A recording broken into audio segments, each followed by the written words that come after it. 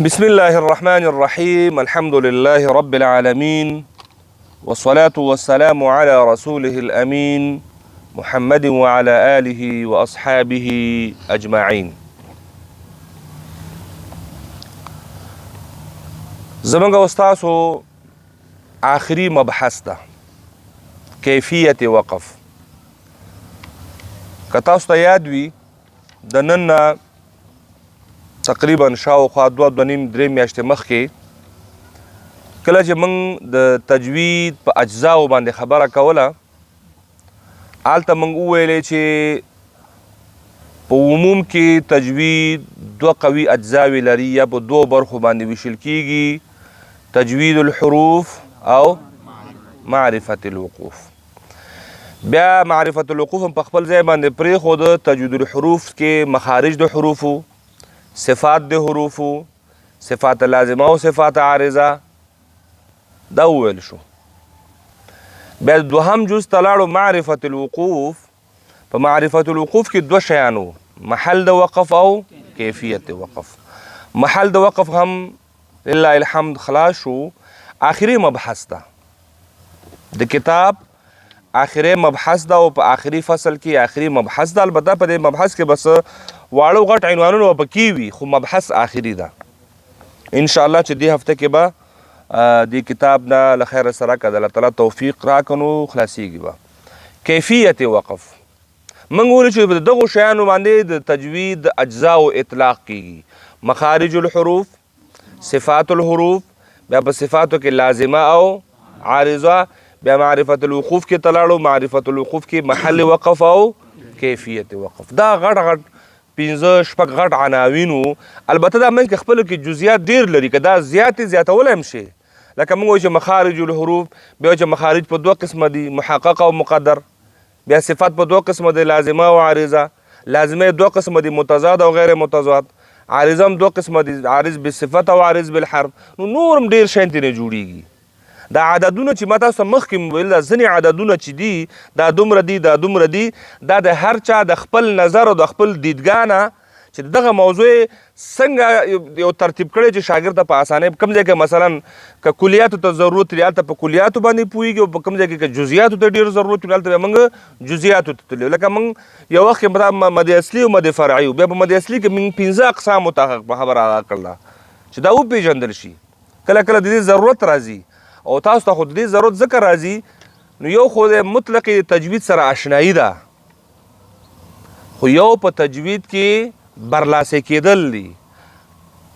د تجوید کې تر استاذي مقام پورې ځان رسول دي. چې کله ته استاذي مقام ته ځان رسوې نو بیا به پکې دربین او ضربین به پکې لږ روغ اچوي چې هغه جزئیات هم درنه څنګه شي پاتې نه شي. راځو کیفیت وقف ته. ما تاسو ته ویلي وو کیفیت وقف دا معنا یو محل ده او یو کیفیت ده. محل د وقف کم ځای کې ودرېږم، کم ځای کې. د کم ځای کې ودرېدلو ته چې ویلی کېږي، ښه ځای درته وپېژني چې دلته ودرېږه، او دلته د ودرېدو طریقه درته ښیي چې کیفیت د وقف. اوس څنګه ودرېږم؟ مخ په قبله ودرېږم، شمال او جنوب ودرېږم، په یو وخت په ودرېږم. کیفیت ده که نه؟ اول به ځای پېژنې د ودرېدو. آیا دا ځای د ودرېدو ده او که نه؟ دلته په ودرېدو باندې چې ته معنا خو به نه خرابېږي، دلته په ودرېدو باندې به څه بل مشکل خو نه پیدا کېږي. محل ده که نه؟ او چې کله نه دغه ځای مناسب ځای ده او دا هم دې ودرېدو دپاره دا ځای په نښه شوی ده، نو محل دې وپېژنده. اوس څنګه ودرېږم؟ نو څنګه ودرېدو باندې به انشاءالله اوس بحث کوو. دا ترافیکي قوانین دي. که تاسو کتلی وي په دې بازار باندې چې ځای په داسې ځینې لوحې لګېدلې وي، دغه د لوحو دا د خپل ترافیکي قوانین دي. کوم ځای کې لوحه لګېدلې چې دلته ودرېږه، کوم ځای کې لګېدلې چې دلته مه درېږه، کوم ځای کې دلته منډه ووهه، کوم ځای کې دلته به منډه نه وهې. دلته منډه به ولې نه وهې؟ مول را روان ده، چړهیي را روانه ده، بل څه را روان دي، هلته خپل نښې لري. دا چې له خیره سره ترافیکي د هغه ووایه که نه، دا کورس چې ووایې لیسانس چې ورکړي، بیا درته دا معلومیږي. هو به هو د وقف سره تړلې خبره ده، دلته ودرېږه دلته مه درېږه. بازار کې به یو ځای ته راشي، ته به لوحې لګولې، ته به چې دا دې لپاره لګولې چې دا ما ته ودرېدو ځای دی. ترافیک به راشي، چېشته ولاړې، خو ولاړې دا ړوند دی وایي، ده ته نه ګورې لوحې ته. یعنې په لوحې لیکلي چې مه درېږه او ته ورته لاندې ولاړې. هره لوحه خو د ودرېدلو نه وي که نه، هره نښه هم د ودرېدو نه وي. د قرآن کریم کې ډېر نښې دي. اوس به موږ وګورو چې کوم ځای د ودرېدلو ده، کوم ځای د نه ده، کوم ځای د منډې ده، کوم ځای د وصل ده، کوم ځای د فصل ده، کوم ځای کې د ودرېدو نه پس اعاده ده، او چېرته د ودرېدو نه پس ابتدا ده. نو دغه ټول چې باندې بنا دي په محل او په کیفیت باندې. محلونه مو وپېژنو، اوس کیفیت ته راځو. کیفیت 5 قسمونه دي. موږ چې کله ودرېږو 5 طریقې دي، په دې 5 طریقو باندې به ودرېږو. یا به بالاسکان وي زموږ دا ودرېدل، یا به بالروم وي، یا به په اشمام سره وي، یا به ابدال وي، او یا به بالسکون وي. وقف بالاسکان، وقف کول دي په اسکان سره. وقف کول دي وقف بالروم، روم سره. وقف بالاشمام، د اشمام سره. وقف بالابدال، او اخرنی وقف بالسکون.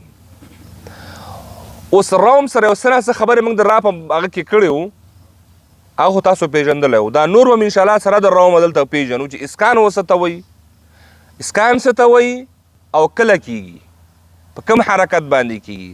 روم کله کیږي، اشمام کله کیږي، او ابدال کله کیږي، او بالسکون کله کیږي. یو یو یې در پیژنو. اولنی وقف بالاسکان. وقف بالاسکان مطلب دا دی چې حرف ساکنول او هغې باندې درېدل. دا د اسکان معنا ده. یعنې په کوم حرف باندې چې ته درېږي، ستا موقوف علیه حرف چې هر یو وي او هر حرکت ولري، هغې باندې ودرېدل او هغه حرف ساکنول، دې ته ویل کېږي بالاسکان.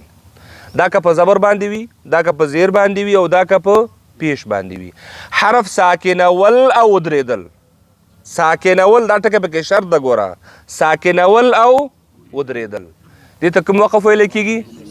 دا به د کیفیت په لحاظ سره دې ته ویلی کېږي اسکان. لکه الحمد لله رب العالمین، موقوف علی چې دلته نون سره مې څه وکړل؟ ساکن مې کړ. مفتوح و ساکن شو.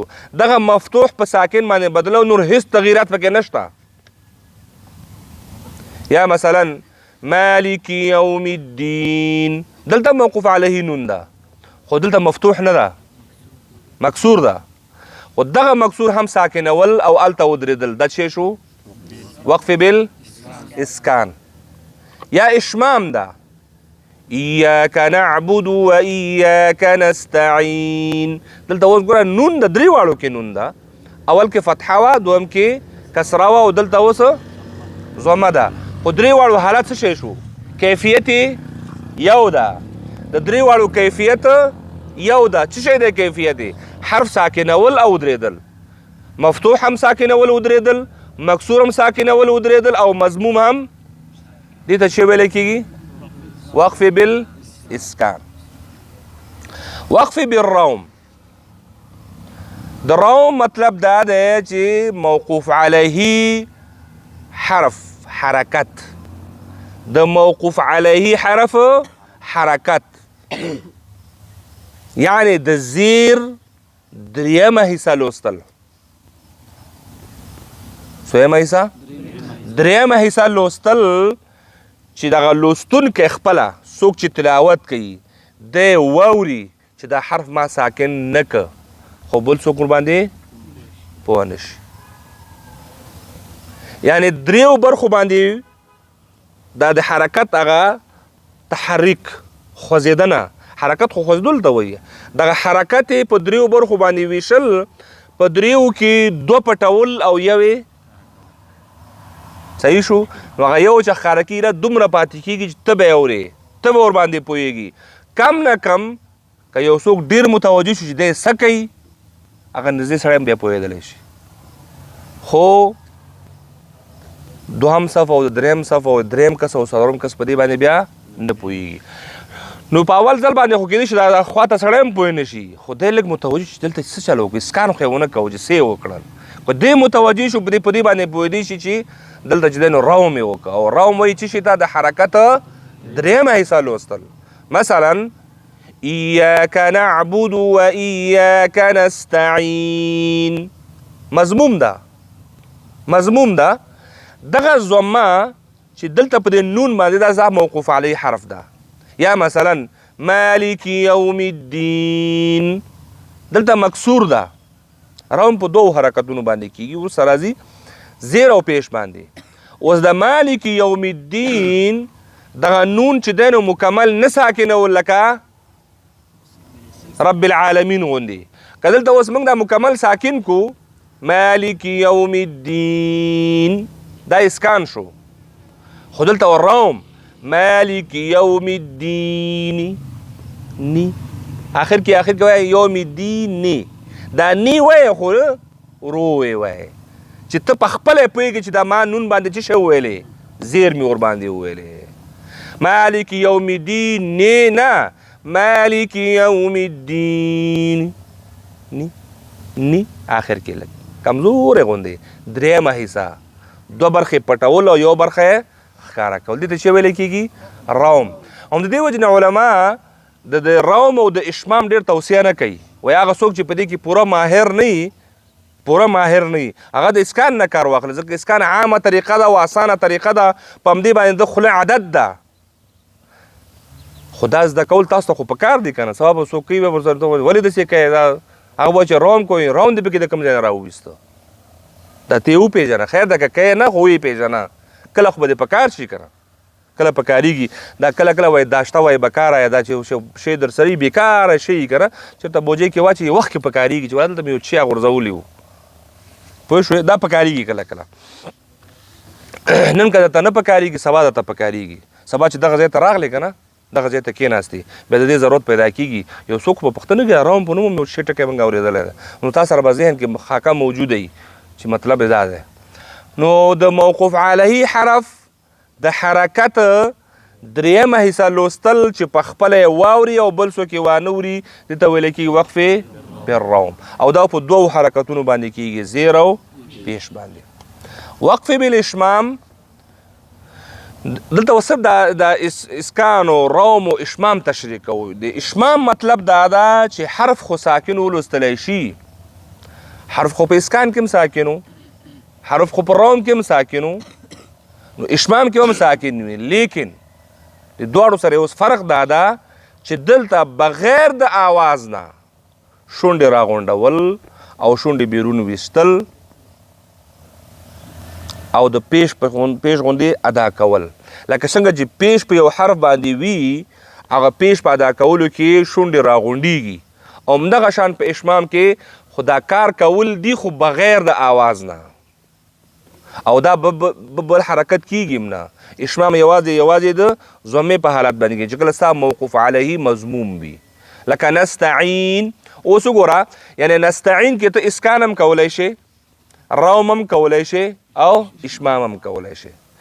که مکمل دی ساکن که اسکان ده، که درېیمه حصه دی ولوستله نو روم شو، ځکه روم په زیر او پیش په دواړو باندې کېږي. خو حرف مکمل ساکنه لکه اسکان غوندې خو شونډې پکې راباسي نو دا شو اشمام.